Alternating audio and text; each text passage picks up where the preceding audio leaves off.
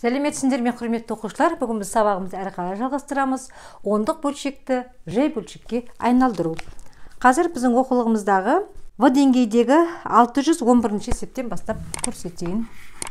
0,398 берілген. Ондық бөлшекті жай бөлшек түрінде жазып, және оны қысқартыңдар деді. Ал қазір жазамыз. Бөлшектің бөлімінде 1000 тұрады. Өйткені бізде 3 цифр тұр. Үтірден кейін 3 цифр тұрса, сонша 0 жазамыз. 1000-нан 398. Енді осы берілген бөлшекті қысқартыңдар дейді. Біз бөлшектерді қысқартуды өттіге жіктеп, ең үлкен ортақ бөлгішін тауып жазамыз. Демек, нешеге қысқарады? 2-ге қысқарады. 199 болады алымында. Бөлімінде 1000-ды 2-ге бөлсек 500. Демек, мына берілген бөлшек әрі қарай қысқармайды. Өйткені 199 деген бізде жай саны. Онда 0,1000-нан 398 жай бөлшегін айналдырып, оны қысқартқан кезде 500-ден 199 деген бөлшек шығады екен. Келесі осы есептің 4-шісін көрсетейін. Бұл бізде біріншісі балалар. Ал оқимыз енді. Алдыменен бөлшек сызығын сызайық. Бөліміне неше сан жазамыз, яғни 4 нөлі бар сан жазамыз. Ол бізде 10.000. Өйткені 1, 2, 3, 4 цифр тұр, 10.000-нан 56. Енді осы берілген санды қысқартайық. Тең 8-ге қысқартайық. 56-ны 8-ге бөлсек 7-ден. Бөлімінде 10.000-ды 8-ге бөлсек, біз білеміз ғой, өткенде 1000-ды 8-ге бөлгенде 125 болды. Қасына 0 қоямыз. Сол кезде 1250-ден 7 деген бөлшек шықты. Мінекей 611 есептен әрі қарай қалған екеуінде осылай шығарасыңдар балалар. Енді бізге аралас сан түрінде беріледі. 612 есеп 27,16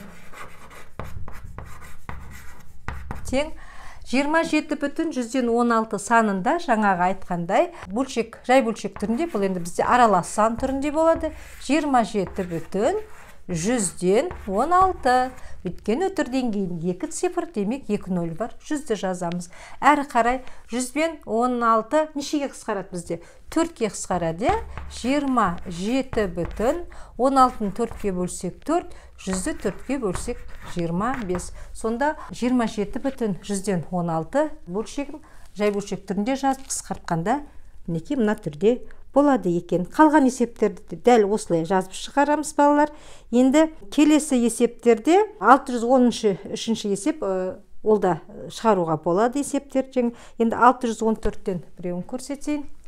Осы бөлшектерді жай бөлшек түрінде жазыңдар дейді. Ал жазайық. Алдыменен 23,125 тең 23-ді жазып аламыз. Бөлшек сызығын сызып, бөлшектің бөліміне 100 жазамыз, алымына 25 жазамыз. Енді дейді, шыққан бөлшекті қысқартыңдар дейді. 100 бен 25-ге қысқарады. 25-ге 1, 100-ге 4. Сонда 23,4-тен 1 деген бізде бөлшек шықты. Енді келесі 23,000-нан 125-ті жазайық. Жай бөлшек түрінде, яғни аралас сан түрінде жазғанда 23 енді бізде бұл 1000-нан деп оқылады. 1000-нан 125 тең. 1000 мен 125 бізде 125-ге қысқарады. 125-ге 1, 1000-ға 8-ден. Сонда 23,8-ден 1 бөлшегі шығады. Әрі қарай осы шыққан бөлшектердің қосындысын және айырмасын табыңдар дейді. Ал бірінші қосындысын табайық. 23,4-тен 1-ге қосайық. 23,8-ден 1-ді. Тең 23-ге 23-ті қоссақ бізде 46 бүтін болады. 4 пен 8-ге ортақ бөлім 8. 4-ге 2-ден, 8-ге 1-ден. 2 мен 1-ді көбейтеміз 2, оған 1-ді қосамыз 3. Сонда 46,8-ден 3 шықты қосқанда. Екінші азайтыңдар дейді. 23,4-тен 1-ден азайтамыз. 23,8-ден 1-ді. Тең 23,5-тен 23,5-ді алғанда бізде 0 бүтіні болмайды. Енді 4-тен 1-ден 8-ден бірді алайық. Ортақ бөлімі 8, 4-ке 2, 8-ге 1, 2 және 1, 2-ден 1-ді алсақ 1. Бізде шығып тұр айырмасы 8-ден 1-ге. Енді не сұрап отыр? 2 бөлшектің көбейтіндісін сұрайды. Үшінші. 23 бүтін 4-тен 1-ге көбейтеміз. 23 бүтін 8-ден 1-ді. Біз енді білеміз ғой, аралас сандарды көбейту үшін бұрыс бөлшекке айналдырамыз. 23-ті 4-ке көбейтеміз 92, оған 1-ді қосамыз 93. Көбейту 8, 23-ті 8-ге көбейтеміз 184, оған 1-ді қосамыз 185. Тең. Бөлшекті бөлшекке көбейткен кезде алымдары мен алымы, бөлімі мен бөлімі көбейтіледі. 4 пен 8-ді көбейтсек 32 болады. Енді 185-ті 93-ке көбейтеміз. Бізде 17205 деген шықты балалар. Мына жерге сыймай қалып жатыр. 17205 деп былай жазып қояйық. Төртінші. Енді бөлуін орындаймыз. 23 бүтін 4-тен 1 бөлеміз. 23 бүтін 8-ден 1-ге тең. Жаңағыдай айналды, бұрыс бөлшекке айналдыру бұнда да өз күйінше қалады. Енді бізде көбейту амалы орындалады ғой. Көбейту амалы орындалады да, мұна бөлшекке кер бөлшек жазамыз. 8, 185. 8 бен 4 қысқарады. 1, 2. Әрі қарай 185-тен 93 деп жазып алайық. Мінекей біз 4 амалды орындады. Қосу, азайту, көбейту, бөлу. Енді өсу ретімен орналастырыңдар дейді. Қазір орналастырайық, яғни ретімен. Бізде бірінші шығып тұрған сан, қосқанда 46,8-ден 3 шықты, азайтқанда 8-ден 1 шықты, көбейткенде 185-тен 93 шықты. Ал енді мына жерде 17232-ге бөлейік балдар, мен мына жерге жоғары жағын жазып қояйын. Өткен бізге салыстыруға қазір керек болады. Сонда бізде 537,32-ден 21 деген аралас сан шығады. 17205-ті 32-ге бөлгенде 537,32-ден 21. Енді міне осы сандарды салыстырамыз. Мен салыстыратын сандарды қоршап қояйын.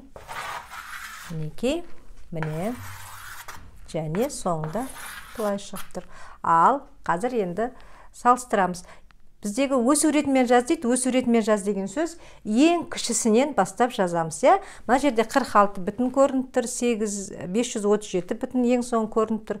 Енді 8-ден 1 менен 185-ті салыстырған кезде біз қалай салыстыратын едік? Еске түсіріп жіберейік. Мына жерге көрсетіп жіберейін. Қазір осы екеуінің қайсысы үлкен, қайсысы кіші екендігін көреміз.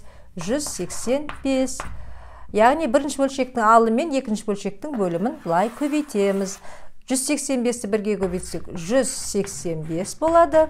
Енді 93-ті 8-ге көбейтсек 3-8-ің 24, 8-9-ың 72, 74. Сонда бізде мына жерде қайсысы үлкен болады екен? 185-тен 93 үлкен болады екен. Яғни біз енді ретімен жазамыз. Демек біздегі ең кіші сан 8-ден 1. Одан кейінгі сан 185-тен 93.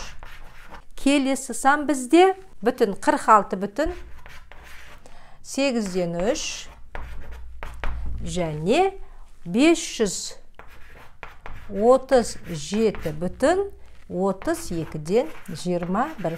Мінекей құрметті оқушылар, біздер осыменен ондық бөлшекті жай бөлшекке айналдыру тақырыбын өттік.